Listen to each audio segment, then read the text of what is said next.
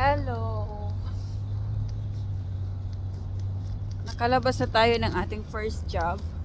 So dito na tayo sa area ngayon ng second job natin.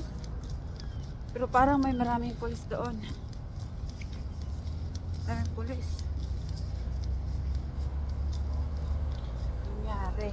Parang nag-close yung ano. Ayan, nandito na tayo. Malapit na tayo. Yan. Sa likod ko, yan yung terminal. Dito naman yung SkyTrain. Ito yung buhay namin dito, guys.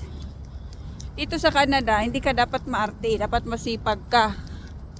Kasi sa Canada, sa ibang bansa, kahit naman siguro sa ibang bansa, hindi ka mabubuhay ng isang job lang. Karamihan dito is 2 jobs. Lalo na pag nangungupahan ka, may anak ka pa, may pamilya ka. Sa sitwasyon ko na ako lang mag-isa, nagtatrabaho para sa aming dalawa ng anak ko.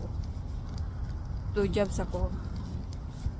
Hindi ko ginawa yung video na palagi ko sinasabi, 2 jobs kami dito, gano'n, nagpapaawa. Hindi. Kasi iyan yung realidad. Kahit saan kayo magpunta, realidad yan.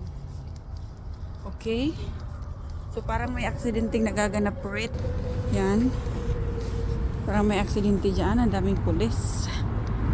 Ang daming pulis. Anong meron?